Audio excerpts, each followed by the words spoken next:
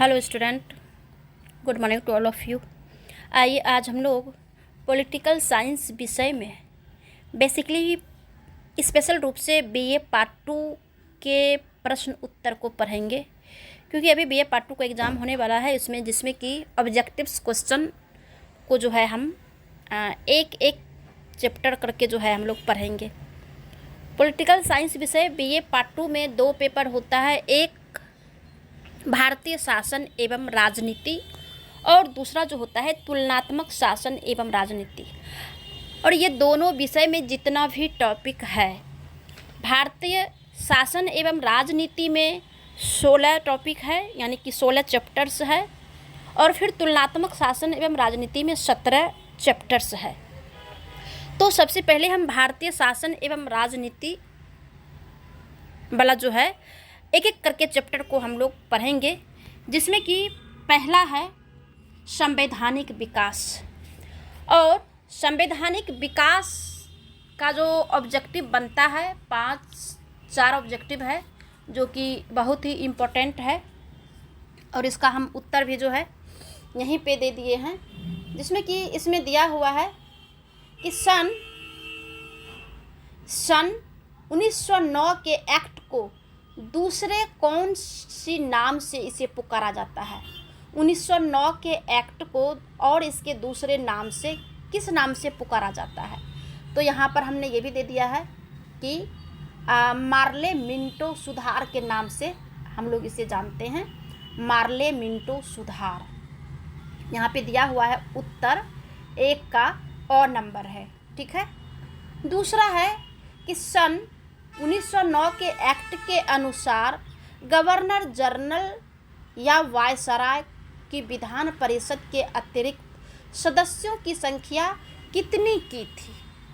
तो इसका दूसरा है ब नंबर 16 से 60।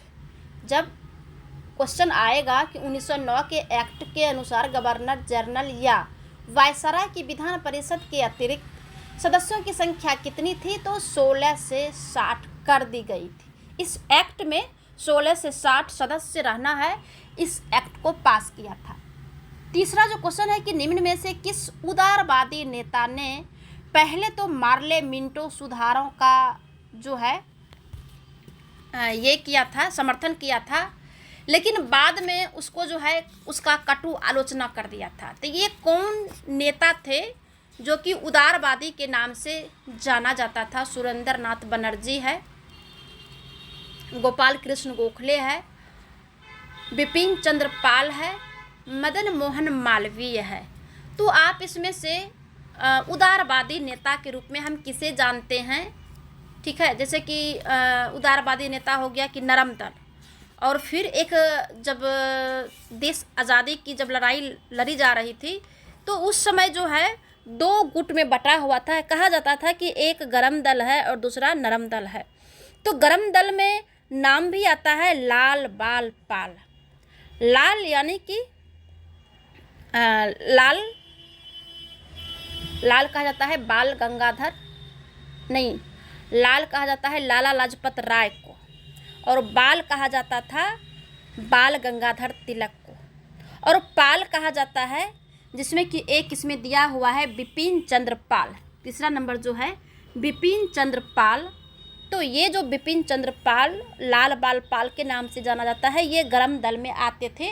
और उसके बाद इसमें देख लीजिए कि नरम दल में तब कौन आता है, तीसरा नंबर का ब नंबर दिया हुआ है, यानी कि गोपाल कृष्ण गोखले जो है नरम दल में आते थे। उदारवादी नेता के रूप में इन्हें जाना जाता था, और इन्होंने ही सबसे पहले मार्ले मिंटो सुधारों का समर्थन किया था, लेकिन बाद में इसकी कटु आलोचना की। ऐसा जब क्वेश्चन आएगा तो आप गोपाल कृष्ण गोखले का नाम ले सकते हैं। चौथा पॉइंट है कि मॉन्टेस्क्यू जेम्सफोर्ड सुधार किस वर्ष जो है प्रकाशित किया गया। तो इसका जो है नंबर ब होगा, यानी 8 जुलाई 1919 को। 8 जुलाई 1919 को मॉन्टेस्क्यू जेम्सफोर्ड सुधार जो है इसे प्रकाशित किया गया था। तो ये जो तीसरा पेपर का जो पहला अध्याय है संवैधानिक विकास, तो संवैधानिक विकास में जो इम्पोर्टेंट 4 क्वेश्चन बना था, इन चारों क्वेश्चन को हमने यहाँ पे रखा है। अब दूसरा जो टॉपिक है वो है भारतीय शासन का निर्माण एवं इसके स्रोत। भारतीय संविधान का निर्माण एवं इसके स्रोत। हालांकि हम इसके ऊपर हम वीडियो पूरा डिटेल्स में जितना भी इसका क्वेश्चंस बनता है उन सारे क्वेश्चंस को हमने बता दिया है, और जब वो सारे क्वेश्चंस पढ़ेंगे तो अपने आप जो है आपका बहुत जो है ऑब्जेक्टिव क्वेश्चन बन जाएगा। लेकिन कुछ मुख्य रूप से जो है हम अलग से इसको हम यहाँ पे डाल रहे हैं, जिसमें कि पहला है कि भारतीय संविधान के अध्यक्ष कौन थे। तो हम लोग जानते हैं कि भारतीय संविधान के अध्यक्ष कौन थे, बता सकते हैं। इसमें जो है डॉक्टर राजेंद्र प्रसाद को भारतीय संविधान का अध्यक्ष, और भारतीय संविधान का जो अस्थायी अध्यक्ष बनाया गया था सच्चिदानंद सिन्हा को बनाया गया था, लेकिन बाद में जब अस्थायी अध्यक्ष को चुना गया तो डॉक्टर राजेंद्र प्रसाद को चुना गया। दूसरा क्वेश्चन है कि कैबिनेट मिशन योजना के अनुसार संविधान सभा में सदस्यों की संख्या कितनी निर्धारित की गई थी। यानी कि जब कैबिनेट मिशन योजना जब लाया गया तो संविधान सभा में उस समय सदस्यों की संख्या कितनी थी, ये सभी को मालूम होना चाहिए कि 389, यानी कि ब नंबर, ठीक है, 389 आंसर होगा। तीसरा क्वेश्चन है कि संविधान सभा के प्रारूप समिति के अध्यक्ष कौन थे। ये सारे लोगों को मालूम होना चाहिए कि संविधान सभा में जो प्रारूप समिति का जो अध्यक्ष थे वो BR अम्बेडकर जी थे।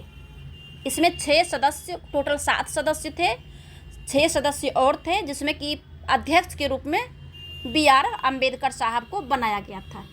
चौथा क्वेश्चन है कि भारत का संविधान बनने में समय कितना लगा था। ये सारे लोगों को जानकारी होना चाहिए कि भारत का जो संविधान है उसे बनने में 2 वर्ष 11 महीना और 18 दिन लगा था। तो इसका भी क्वेश्चन हमने बनाया है। चलिए, 5वां क्वेश्चन है कि भारत के संविधान को किस तिथि को स्वीकार किया गया। भारत के जो संविधान है वो किस तिथि को स्वीकार किया गया। तो 26 नवंबर, क्योंकि कुछ दिन पहले जब नरेंद्र मोदी जी की सरकार आई है तब से 26 नवंबर को संविधान दिवस के रूप में मनाने का ऐलान किया है, और जो है संविधान दिवस मनाया जा रहा है। तो 26 नवंबर 1949 को जो है भारत के संविधान को इसी तिथि को जो है स्वीकार किया कि हाँ, हम जो है इस संविधान को स्वीकार करते हैं, यानी एडॉप्ट किया। ठीक है। छठा क्वेश्चन है कि भारतीय संविधान में कुल कितने अनुच्छेद है। तो ये भी सबको जानकारी होना चाहिए कि 395 अनुच्छेद है। भारतीय संविधान में कितना अनुच्छेद है? 395। ठीक है। 7वां क्वेश्चन है कि भारतीय संविधान का सबसे बड़ा स्रोत क्या है। अब ये स्रोत जो पढ़े होंगे, कितने स्रोत है, कौन स्रोत कहाँ से लाया गया है, उसमें कहा जाता है कि भारतीय संविधान में सबसे बड़ा स्रोत क्या है।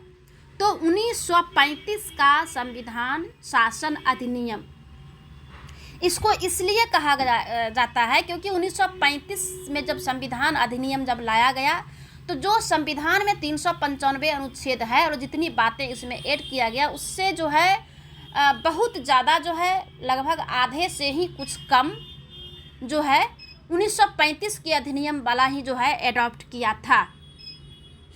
8वां क्वेश्चन है कि अमेरिकी संविधान से ग्रहण की गई भारतीय संविधान की विशेषता क्या है। हमारे यहाँ जो अमेरिका के संविधान से जो अपनाया गया है वो कौन सी चीज़ अपनाया गया है, कौन सी बातें को एडॉप्ट किया है। तो न्यायिक पुनरावलोकन, याद रखिएगा कि न्यायिक पुनरावलोकन जो है वो भारतीय संविधान से जो है लिया गया है। आगे क्वेश्चन है कि राष्ट्रपति पर महाभियोग की प्रक्रिया भारतीय संविधान में ग्रहण की गई है। राष्ट्रपति पर जो महाभियोग जो लगाया जाता है, तो संविधान में जो ये प्रक्रिया है इस प्रक्रिया को भी अमेरिका के संविधान से ही लिया गया है, अमेरिका के संविधान से लिया गया है। भारत ये राष्ट्रपति के ऊपर वहाँ पे योग लगाना। 10वां क्वेश्चन है कि संविधान के अनुच्छेद 21 में लिखित कानून द्वारा स्थापित प्रक्रिया किस देश के संवैधानिक प्रावधान के समान जो है क्या अमेरिका के समान है? चीन, ब्रिटेन, जापान, किसके समान है? तो ये जो है हमारे यहाँ जो संविधान के अनुच्छेद 21 है, इसे जापान के संविधान से लिया गया है। याद रखिएगा, जापान के संविधान से, ठीक है, जापान के संविधान से।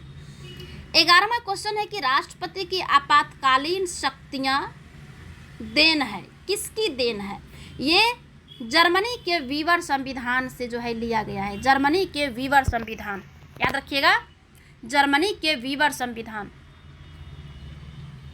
जो ये राष्ट्रपति की आपातकालीन शक्ति ले गया है वो नंबर है जर्मनी के वीवर के समान। 12वां क्वेश्चन है कि भारत में सर्वोच्च माना गया है, किसे सर्वोच्च माना गया है? संविधान को सर्वोच्च माना गया है, संविधान को ही माना गया है। न्यायपालिका, संसद और राष्ट्रपति, तीनों से बड़ा जो है संविधान है हमारे देश के संविधान। तो ये 2 चैप्टर्स जो है आज हम ख़त्म किए। अगले वीडियोज में हम तीसरा चैप्टर है भारतीय संविधान की आधारभूत विशेषताएं। हमारे यहाँ जो भारतीय संविधान है उसका आधारभूत विशेषता क्या है, इसके ऊपर जो है हम ऑब्जेक्टिव्स क्वेश्चन लाएंगे। हालांकि इस चैप्टर में भी जो है हमने सारा क्वेश्चंस लिखा दिए हैं। अगर क्वेश्चंस को अगर अच्छे तरीक़ा से अगर पढ़ लेंगे तो ऑब्जेक्टिव बनेगा, लेकिन जो क्वेश्चंस में नहीं है उसे हम अलग से आपको देने का प्रयास किए हैं, ठीक है।